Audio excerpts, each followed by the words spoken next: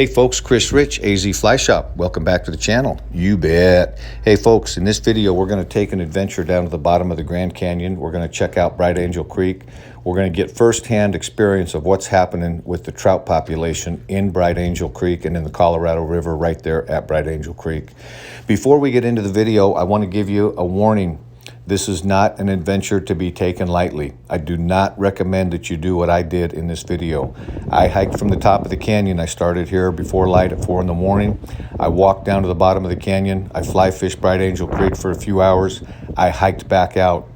I made it out, but I didn't make it out without some real effort. In fact, I had some friends that had to bring water down to me. I was lucky that I had a radio. I was lucky that I had friends at the top of the canyon that could bring water down to me. There's one of the many warning signs that the National Park has put out. The National Park does not recommend going from the rim of the canyon down to the river and back out to the rim in the same day.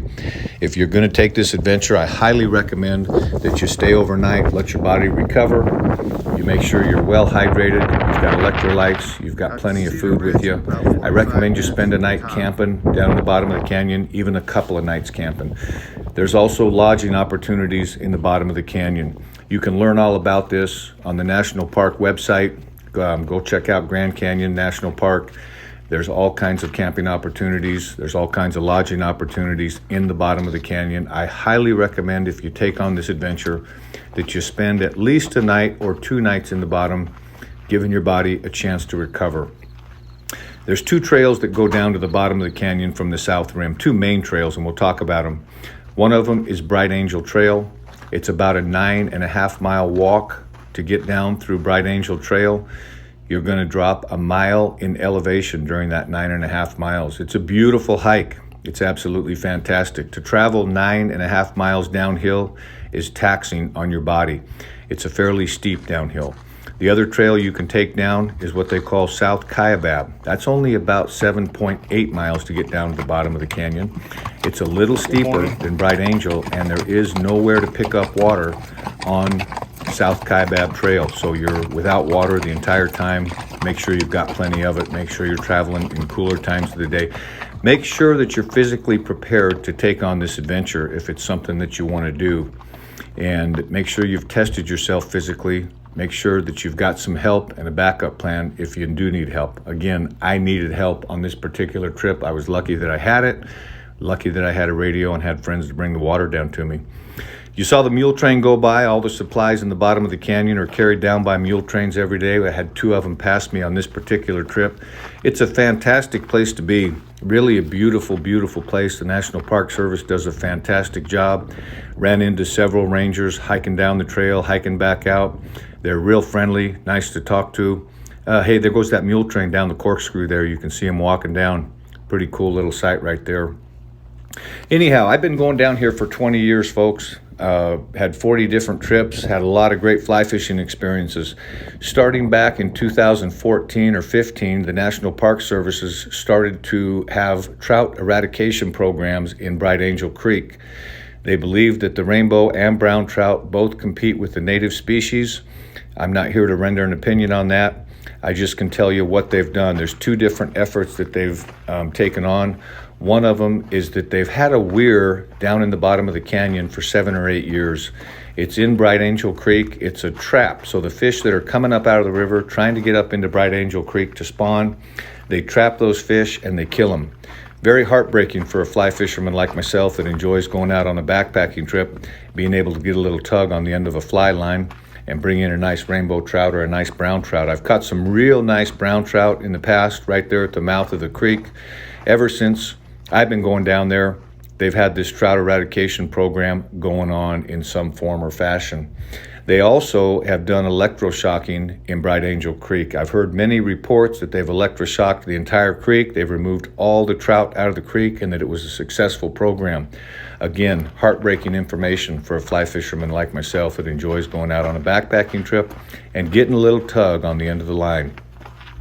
Folks, this is my first trip down since I've heard about their successful experience of eradicating the trout in Bright Angel Creek. Now, when I got down to the creek, I discovered that the weir has washed out. There was a flash flood last year and it washed out the weir that was trapping the fish coming from the Colorado. So that's not happening anymore. All right, let's get down there. There you can see Bright Angel Creek right there where it flows in. There it is, folks. We made it to the creek. We're at one of the bridges looking down on it. The creek looks fantastic.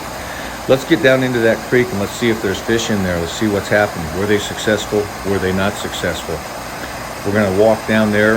We're going to drop some hoppers in. I've done real well on grasshoppers. I've done real well on woolly boogers in that creek. Look at this little pool right here. Dropped in, bammo. There's trout in there, folks. There's rainbow trout. There's a nice one. Took that hopper as soon as they hit the water. They're looking for food. They're hungry. They're healthy. They're real pretty fish. All in all, I landed about 5 trout like this. Probably had 15 or 20 more that came up and whacked the grasshopper and didn't get it done, but there's a good, vibrant population. And I only fished right down near the Colorado and then above Phantom Ranch. So I usually don't do very good right through the campground area.